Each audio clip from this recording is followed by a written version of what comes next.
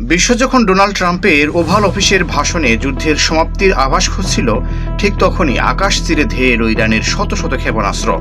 President ট্রাম্পের ১৯ মিনিটের ভাষণ যখন ইরানের সামরিক সক্ষমতা নিয়ে তাচ্ছিল্য করা হচ্ছিল, ঠিক তখনই কয়েক মিনিটের ব্যবধানে চ্যালেঞ্জ ছুড়ে দিল তেহরান। ওভাল অফিসের গাম্ভীর্যকে ঝাঁপিয়ে এখন বড় হয়ে দেখা দিয়েছে মধ্যপ্রাচ্যের রক্তক্ষয়ী এক যুদ্ধের দামামা, যার শুরুটা হলো প্রেসিডেন্টের বক্তৃতার ঠিক ১৫ মিনিটের ব্যবধানে।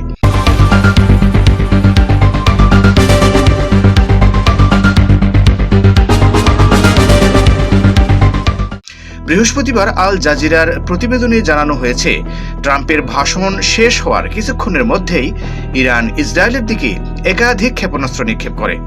ইসরায়েলি সামরিক বাহিনী জানিয়েছে, তারা ইরান থেকে ছোড়া ক্ষেপণাস্ত্র শনাক্ত করেছে এবং তা প্রতিহত করতে তাদের প্রতিরক্ষা ব্যবস্থা সক্রিয় করা হয়েছে।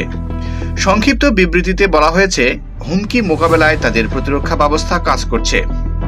এর আগে ভাষণে ট্রাম্প দাবি করেছে, চলমান যুদ্ধে ইরানের নৌ ও বিমান শক্তি বড় ধরনের ক্ষতির মুখে পড়েছে এবং দেশটির অনেক শীর্ষ নেতা নিহত হয়েছেন। তিনি আরও বলেছেন, ইরানের ক্ষেপণাস্ত্র ও ড্রোন হামলার সক্ষমতা উল্লেখযোগ্যভাবে কমে গেছে। একই সঙ্গে ইসরায়েল ও উপসাগরীয় মিত্র দেশগুলোর প্রশংসায় তিনি বলেছেন, যুক্তরাষ্ট্র তাদের ব্যর্থ হতে দেবে না। ট্রাম্প আরও দাবি করেছে, ইরান বিভিন্ন দেশে হামলা চালিয়ে প্রমাণ করেছে যে তাদের কখনোই পারমাণবিক অস্ত্র অর্জনের সুযোগ দেওয়া উচিত নয়। ভাষণে তিনি ভেনেজুয়েলার প্রেসিডেন্ট নিকোলাস মাদুরোকে আটক করার ঘটনায় মার্কিন সেনাদের ধন্যবাদ জানিয়েছেন এবং বলেছেন, এতে দুই দেশের সম্পর্ক উন্নতির পথে। এছাড়াও তিনি তার প্রথম মেয়াদে ইরানের শীর্ষ কমান্ডার কাসেম সোলাইমানিকে হত্যার অভিযানের কথা উল্লেখ করেছেন। উল্লেখযোগ্য বিষয় হল, গত ২৮ ফেব্রুয়ারি যুক্তরাষ্ট্র ও ইসরায়েলের যৌথ হামলার জবাবে ইরান ধারাবাহিকভাবে ক্ষেপণাস্ত্র ও ড্রোন হামলা চালিয়ে যাচ্ছে।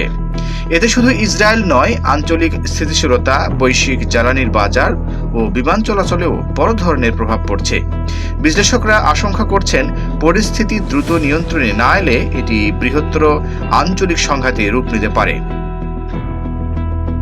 তানভীর সাকলাইন নূর, নিউজ ডেস্ক, বাংলা সময়।